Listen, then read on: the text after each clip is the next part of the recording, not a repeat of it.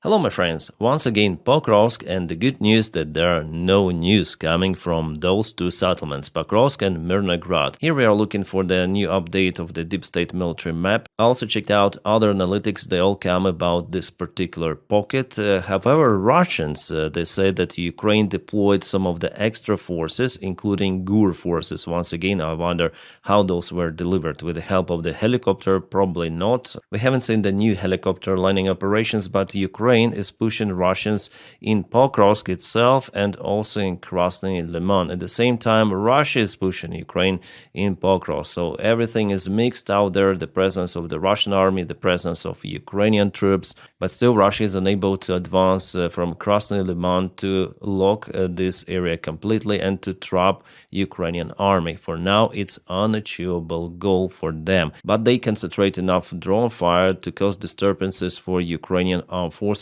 So for now, it's kind of the big risk for Ukrainian army to attempt to withdraw the forces because all of them will be under the drone fire. It's imminent. For this reason, I think Ukraine is more concentrated to expand this area and to try to find some of the locations of the Russian drone operators. Also, Ukraine recently hit several of the Russian artillery systems, which are also focusing on this corridor, or you may call it a bottleneck. Well, the corridor itself could be wide like this one if we take the red area, or gray zone, it's like this, way narrower. But the main thing that it is still out there, and I see the attempts of the Ukrainian army to provide good way out for our forces from Mirnograd and Pokrovsk.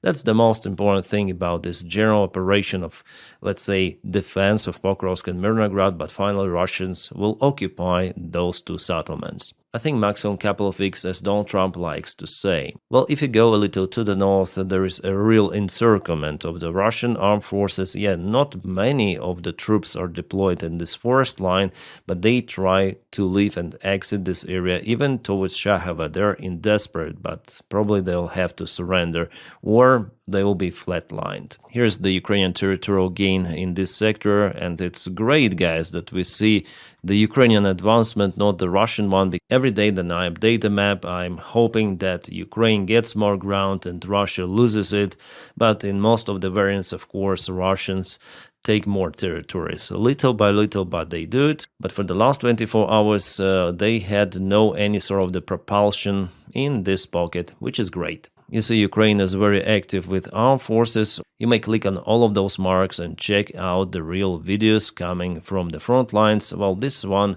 was posted, I think, 3 days ago. Then Ukrainians advanced to Pokrovsk, central part of it, from the Skela 125th Brigade, and they put Ukrainian flag. Awesome. Plus, as I say to you, Ukraine hit some sort of the artillery system in this area. Russia is using artillery to cut supplies for Ukraine. Well, it was geolocated. Here's the video itself. Yeah, this is the Grad system that was traced by Ukrainian drone and hit kaboomed. But let's go to another direction. For example, in Vovchansk, there Ukraine lost the artillery system, which was used to hit Russian army advancement in Vovchansk. Vovchansk was without any actions for maybe a couple of years, but for the last week, Russian Z army managed to occupy the part of the forest, and they also went into the settlement itself. They even put their flag there. As you see, they help also with their aviation gliding bombs, some of them maybe even Iskander missiles. With this attack, Vovchansk is being divided in two of the parts. We have also the confirmation from the Maiko 73. It was his interactive map, and you may check out the link to find out his social media where he posts all of that, and also there is the link for his map in his Twitter. So we see that Ukraine doesn't have enough resources to compensate those Russian strikes elsewhere. Well, unlike in Pokrovsk, in Vovchansk, it's just a minor attack for now at least, and Russia doesn't use big forces for this one. Where Russia moves quite fast is in Dnipropetrovsk, Zaporizhia and Donetsk. So here is the move every day, expansion of the gray zone. They also very close to Nova and Novospenivske, the recent update over here. So Pokrovsk direction is kind of concerning. The battle for the settlement will start the next year at the very beginning, as well as the battle for Konstantinivka. Now Russia tries to reach the settlement, attacking from the south, from Toretsk. Guys, I'm very surprised that despite all of those issues in Ukrainian army, our defenders are capable to keep Pokrovsk and Mirnograd. They're not yet being trapped. Don't believe the Russian propaganda, at least by the time I'm recording this video and you see it. Our guys still have the way out and the way in. Yeah, it's not the perfect way. That's why Ukraine is working to expand it and to make it more safer for Ukrainian army to leave the area. But unfortunately, it's the only way out. And here in this video, I want to tell about one of those most important issues in Ukrainian army. As the commander of one of the drone units, Igor Lutsenko, wrote, here is his text in Ukrainian, here's some sort of the explanation, but the figure is just astonishing. The last month's October, 21,602 soldiers of Ukrainian army left positions or military branches, and this is the official figure, so it means that the prosecution office, here's the number of the prosecution cases opened against particular individuals. And guys, it's nothing wrong with those guys. It's the full-scale war, and it is understandable why those guys are leaving the positions. This information is spread around now. We have all those graphs showing the cases of the SZC, it's called. I'm gonna lower my image like that. So this year, it's the record high. Each month, 15, 14, 15, 17, and now 21,000. Yeah, it was the last month. It's the record high number for those people who are leaving military just like that without any order because they don't want to fight. And our volunteer Sternenko, who is the biggest drone volunteer in Ukraine, he pointed out this situation. So a critical problem in the armed forces of Ukraine, record number of SZC. So it's the voluntarily leave, and also there are some of the deserters in October and the last year.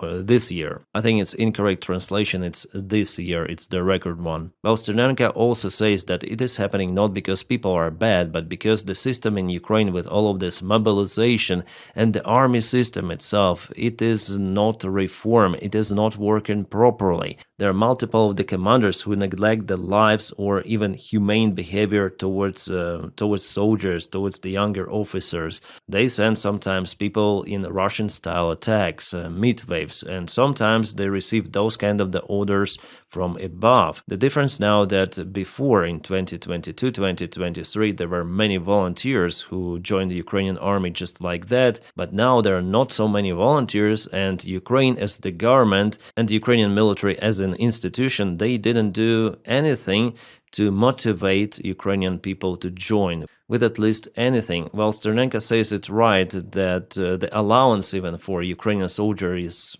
is without the changes for years, and it's quite low, even if we compare it to the Russian soldiers' salaries and benefits. And we may say, oh, maybe Ukraine doesn't have enough money. Yes, Ukraine doesn't have enough money, but at the same time, there are some of the populist decisions to spend the money for the projects which are not connected to the defense of Ukraine at all. I think that everything of that should be postponed, and the number one priority should be the defense of Ukraine, because nowadays the survivability is the most important thing, and there is still no army reforms. I was actually shocked that Sternenko said that Ukraine forms new brigades by the time the existing brigades, they are not equipped with manpower, with soldiers, with officers. He said that 30% are only equipped. It means that what is happening really? So luckily he has this kind of the voice via his YouTube channel that counts more than 2 million subscribers.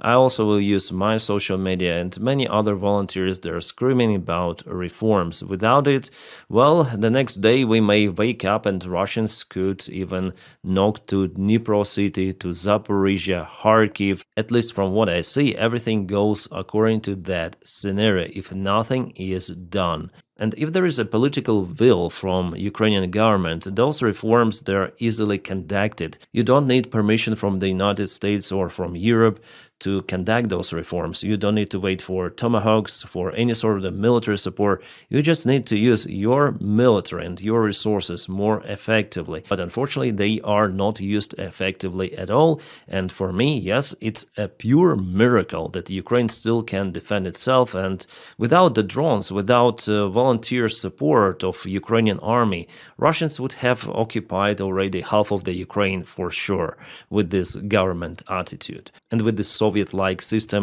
in Ukrainian army, small Soviet army cannot win against the big Soviet army, which Russia is.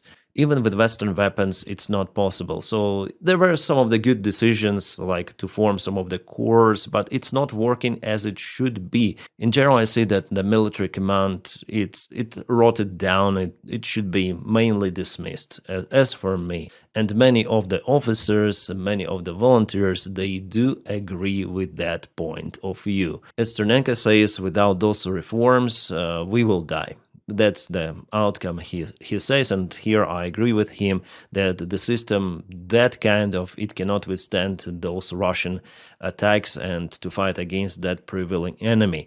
It was possible because of this Ukrainian spirit in 2022 especially, but it is not forever. You cannot run on the spirit all the time. No, it will gone. People are getting demotivated. They see what is happening, and they are leaving Ukrainian army by thousands. Ukraine officially mobilizes roughly 30,000 soldiers per month and 21,000 leaving. So 9,000 continue to serve more or less, but you may understand that they're also demotivated. It's not like it was in 2022, absolutely, guys.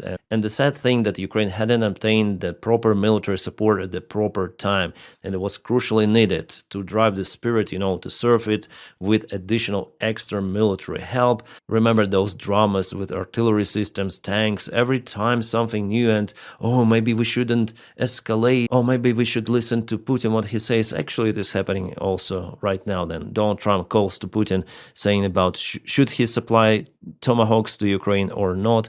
This is crazy, guys, what is happening. And unfortunately, Ukraine itself alone cannot fight forever. It's not possible for any sort of this size of the country. So yes, Ternenko recorded this video. I recommend to check it out. 2.1 million subscribers he has, and you may put English subtitles to understand what he is speaking about. Basically the numbers I'm telling you. So 30,000 people per month Ukraine hires, and 21,000 just left in October alone, which means that people are demotivated because of the system, mainly not because of Russia is the enemy. Yeah, people are afraid to die as well, but the system is not working properly. It should be drained down, completely reformed, something new should be built. Otherwise, as Ternenko also mentions, Ukraine will not survive. Yeah, I understand that I sound pessimistic, but that's the reality. Not many of the pro-Ukrainian YouTubers may tell you about that. Not just YouTubers, but also influencers. Because if you check out this map, where Russia advances now towards Zaporizhia, they want to break through to Zaporizhia and to Dnipro city. It was in November 2024, so 1 year ago, and it is today. Kind of the significant advancement, I may say to you. Zaporizhia, Dnipro already are under the threat. There are not many settlements on the way. Pokrovsk here is the biggest one, and soon there are going to be the fights for it. And also Pavlohrad is the main one before reaching Dnipro. This distance, guys, is very small, and Russians are not far away actually from Pavlograd. I used to fly in Mayskaya, the air club in this area. Yeah, here we go. This is Mayska airfield. I've flown there during the COVID times. So Pavlograd is close, but I also was going to Dnipro for shopping and coming back. And the road takes 1 hour to Dnipro and 1 hour over here somewhere also to Pavlograd. So in 2026, if Russians continue, for example, to propel from Velika Novosilka with the same pace, we may speak about the start of the fight for Pavlograd, and for Pokrovsk will be for sure the next year at the beginning. Maybe Russians may advance to Zaporizhia itself. We'll see. So the pace of the Russian army, especially in this southeastern direction, it is way faster compared to the defended Ukrainian positions, Sloviansk, Kramatorsk, Drushkivka, Konstantinovka. And if Russians break through over here, well, the Dnipro is doomed. Absolutely. So that's why it's important for Ukraine to defend this agglomeration of the cities. That's why Zelensky doesn't agree to give those territories to Putin, because first of all, it's a betrayal of the country, violation of the constitution, and obviously giving the most fortified area to Russians. It's a very, very stupid move. So yeah, the situation in general is not that great as it could be. And knowing this trend, if there are no any changes, guys, Russia will occupy way more Ukrainian territories, unfortunately. For now, I'm not saying about the collapse of Ukraine, but the territorial gains will increase if there are no changes.